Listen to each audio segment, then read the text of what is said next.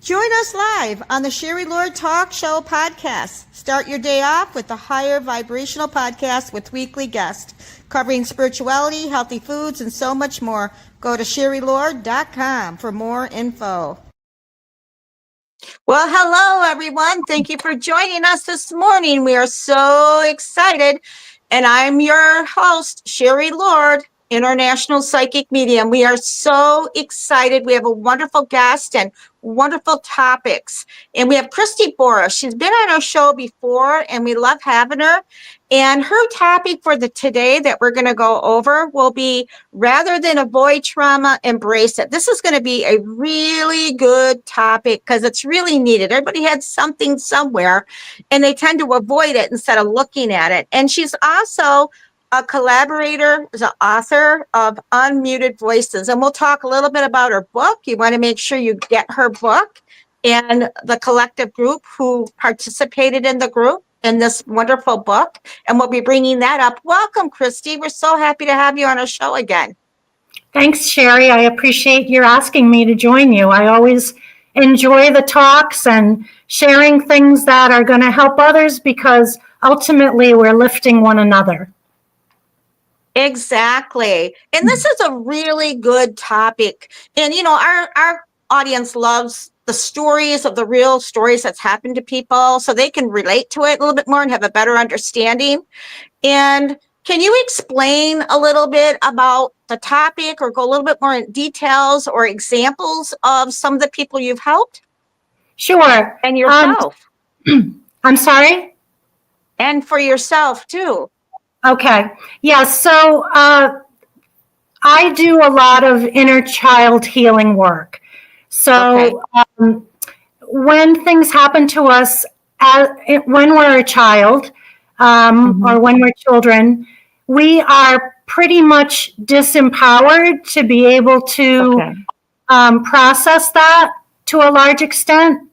So that's part of the gift that I have, is being able to kind of understand that because of my own childhood and to help the person get beyond that point. As I was kind of preparing for this, I took a picture of my hair because I was, excuse me, I was trying to decide if I should do something different with my hair. Okay. And I had a picture of me and then my back in the mirror, and then it was in the phone, like multiple pictures of me. Have you ever had that where you take your picture in front of the mirror and it just keeps repeating? Yep. So that message of the infinite mirror came to me, where, you know, really we know who we are when we're born, but then everybody starts telling us, you know, we can't be this, we can't be that, we have to be this. And so our view of ourselves starts getting distorted, just like that infinite mirror. So the work that I'm doing, and really the point of this talk today, is to help people understand their own perspective of themselves, because that's where our power is to change. I have this on my desk, and I saw this morning. So we have to see what's going on to seize the opportunity. And really, because of like the kind of yin yang aspect of this world, things that we see as negative or challenges can ultimately be our greatest opportunity. So to get to your question about an example, on Thanksgiving, I was talking with my husband, and I was kind of thinking about when our children were little, and every Thanksgiving and Christmas, major holidays, we would go on the road because we lived 3 to 4.5 hours away from family. So we'd, pack up the kids and drive through all kinds of weather because we live in New England. And I said to him, hon, I so appreciate that you took, so much care in driving us, making sure we were safe, making sure everybody was comfortable. And after I said that, I had a flashback memory of being in the car as a child. And my stepdad was driving and he had had too much to drink. And my mother was yelling at him, pull over, you're going to kill everybody. And I had forgotten that memory, but it was served back to me in a way that I could see my fear in that moment, my helplessness, my lack of control. And I kind of took this a step further and I said to myself, okay, so that was a trauma. How did that change the way that I am behaving now? And what I could see is that I have some social anxiety about drinking. If I don't have to go anywhere, it's fine. But if I'm out with people, I get anxious about how much they're drinking, if they're, even if they're not driving me. And so I could kind of see how that story in that moment was impacting me. So, so that's work that we can do. So that's kind of a process I want to talk about more as we get into this. But I'll just pause for a second and see if you want to comment or ask about any of that. No, I think it's great because people need tools of how to resolve it. You know what I'm saying? They want to know, how do I resolve this? And I want to say thank you to Kristen and all the people who are watching and all the people who are chatting. Make sure you say hello and you can ask a question too. But yeah, no, it's people want to know, okay, I have a trauma. How do I dissolve it? How do I move beyond this? Yes. So in this particular instance, or I guess what I would say is, I want to go a little bit more into these traumas. I want to explain more about what happens. So whether it's that you have a situation where somebody plants this seed in you that says you're not enough, or conversely, you're too much, you're just too much. Or there's a sense of rejection, or a sense of loss, a sense of shame, or as I pointed out in this situation, a sense of feeling unsafe.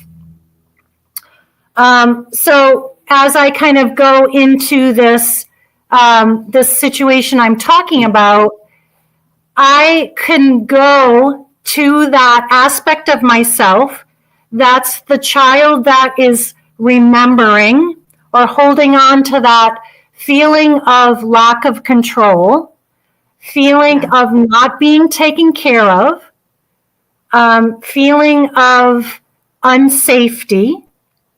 And I can show myself my present self and say, look, you were safe.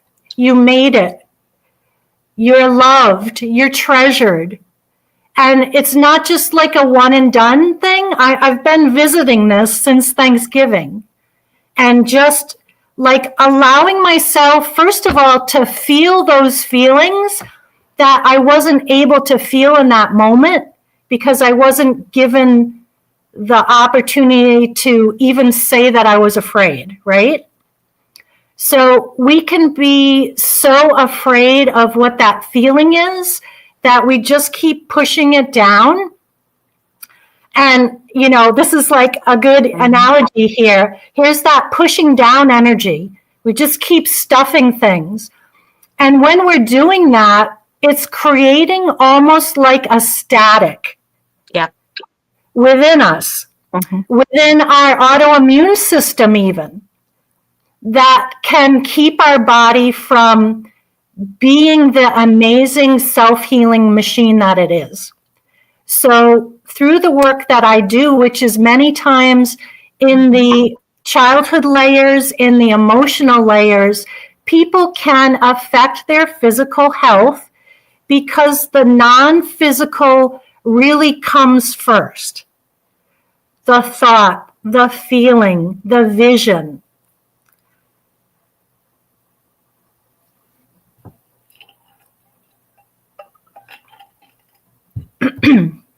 And many times the fear of the feeling is more intense than the feeling itself. Yes. So, you know, in that moment when I had that memory of my child self, really, I mean, we had gone to a party. It was like I was playing with kids. I had just met all these kids. I was so happy. And like this wonderful, happy, like one of the best days of my life transitioned to be like one of the worst, right? Mm-hmm. So I can kind of show myself, again, what I know now, the yin and the yang, the woundings that we go through, and how as we kind of find those, we can free ourselves from them and become more empowered, more at ease, more understanding of our own self and our idiosyncrasies, so that then we have a choice whether or not to engage with some of the beliefs that are keeping us smaller or contained. So again, like as I had that memory, I actually like cried for a moment, not because I was, you know, that girl, but just because I had so much empathy for myself in that space, right? And even saying to the child self and speaking out loud is so powerful, because you've heard of sound healing. Well, your voice has sound, your voice has vibration. So it's even more powerful than your thoughts. So, you know, saying to myself as that child, you know, you are so safe. You are so loved and treasured. I'm sorry that happened to you. I'm sorry you felt unsafe. I will take care of you. I will love you. I will protect you. It's so powerful, Sherry. It's amazing. And how has it helped you since you've done that? What have you noticed since then? Well, I think, you know, as I mentioned just a little bit ago, I had the epiphany of, why do I act this way? Why do I feel anxious in this situation? Right. Now that I know why, and I see that it isn't really even in this moment, I can start to diffuse it. I can start to decide, okay, now I understand why I'm acting this way. No, I don't have to feel this way. Right. Exactly. Because you have the choice there, because you understand it, you know. And that's, again, it's see. I see it. Now I'm going to seize it. So I think a lot of times for people in the situation, you know, with loss, you know, whether that's someone that physically, you know, their body dies and they transition to another realm, or somebody rejecting them and going out of their life, that can be really painful, especially if part of our identity or part of our self-worth is tied to that person. If, you know, if it's a spouse, for example, if we feel that now who's going to love me? Now who's going to see me, right? But there is a higher perspective that we can go to to understand that love never dies. Yeah. The body dies, but the person's love, spirit, soul transitions. So if we close that door and we say, you know, they're not with me anymore, they don't love me, they're not, like, we're the one that's like almost like closing the door to that love to keep come to us. So I would suggest, in the case of loss, sometimes that soul steps forward to give us space to be more than what we were allowing ourselves to be, or daring to be with that other person. So try to see how you can stretch yourself, realizing that that person may have stepped aside for you, rather than that they rejected you, or they left you because you weren't worthy. They left you because you were worthy. There was perhaps more that you're supposed to do for and of yourself.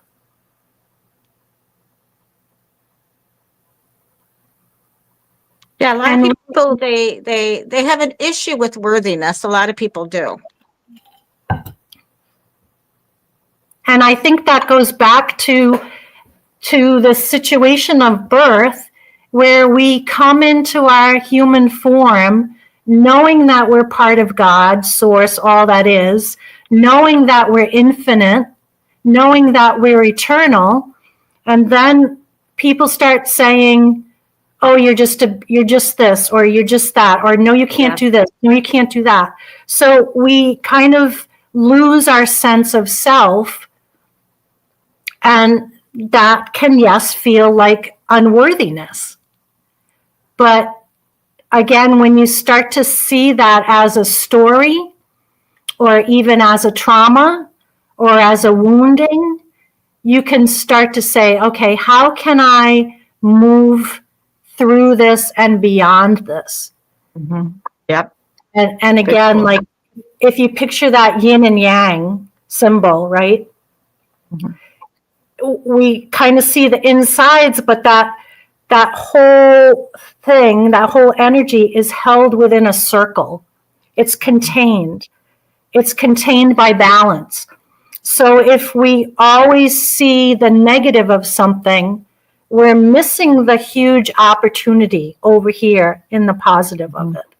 So all of these challenges present maybe our greatest opportunities for growth, for love.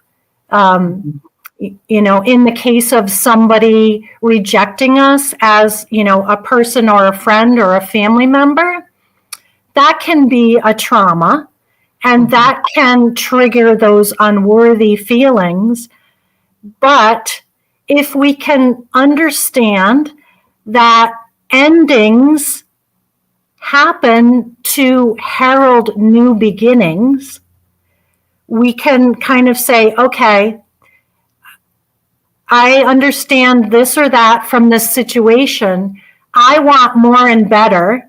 Mm-hmm. And if we start to open ourselves, rather than stay in this, you know, this place of why didn't they, why, you know, maybe it didn't work out because there's someone better. You know, I think we see this in relationships, you know, relationships don't work out, but then we meet our person and we're like, oh, okay, I understand now why all these other people didn't work out. So I think to start to understand that when a relationship, whether it's a friend, a family, whatever, it's calling you to focus more on the people who do love and support you, or to open yourself for those new relationships to come in and fill the void of that lower resonance relationship that has ended. That's really good advice for a lot of our people who are watching, our audience. That is wonderful. Is there anything else you'd like to add to that? Well, again, it's endings. When you see numerology, 9 is an ending, but what comes next? A 1. So just to really embrace the endings rather than fearing them or feeling, you can have a bad feeling about it, but don't stay anchored in that. Like, the sooner you transition out of that ending, the sooner you start a new cycle with a beginning. I do want to do a little energy process with people. If we can do that for just a couple minutes, Sherry. Yeah, we can. Okay. We have time. All right. So I want you to, close your eyes and just kind of focus on your own self. And I just want to tell you that in my healing resonance energy, people do become aware of their bumps and bruises, but I am not aware. So you have privacy in this moment to really just be with yourself and to be present with what you're feeling. Now, I want you to kind of look at whatever it is that may have attracted you to this subject, whether that is a loss, whether it's a hard time loving yourself or accepting yourself, whether it's a specific traumatic incident. And I want you to understand that that part of yourself may be stuck in that story of what happened. They may be seeing that infinite mirror view of themselves, which is really distorted from what the truth is. Sometimes when we're traumatized by others, we can think that they did it on purpose. We can think that, we can make up all kinds of stories about what happened. So what I would like you to do is just hold yourself in that moment and just feel total unconditional love for that child self, for that younger self, and realize how supported you have been in the time since that happened.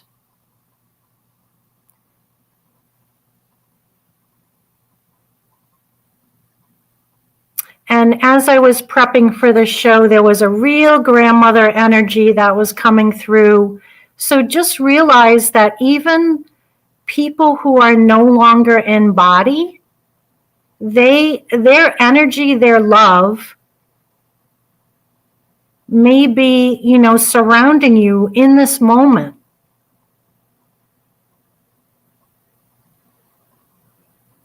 And certainly love of source, God, all that is with you in every moment.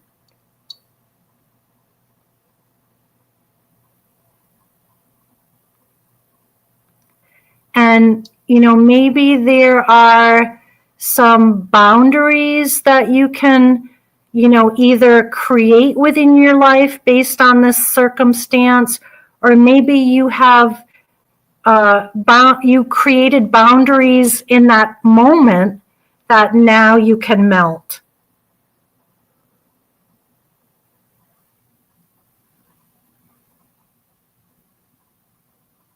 And I want you to just imagine the energy around you that was so kind of bound up and held, to just let it relax. Take a nice deep breath and blow out.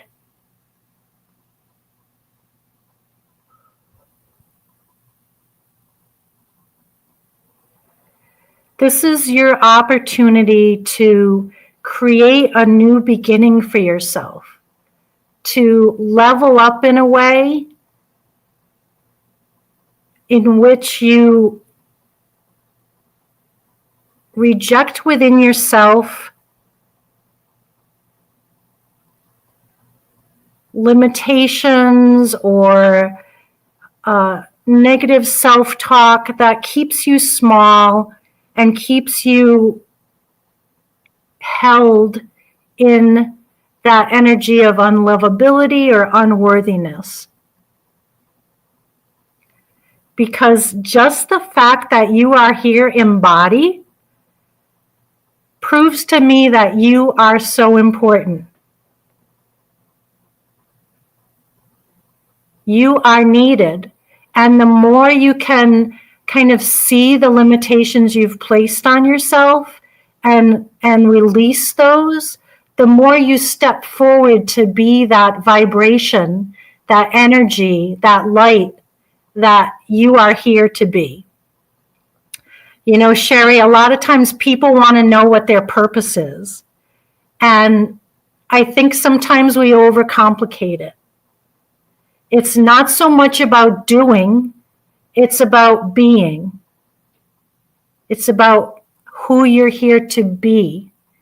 The energy that you seed on the earth as you walk through this world. That was beautiful. Thank you. I also I think the audience will get a lot out of this. All of us did, including myself. But what I think is really wonderful, I want to bring up your book. I mean, you are collaborated with a book with many people, and you are an author. But I want you to bring this up so that you can let people know how they can get a hold of your book.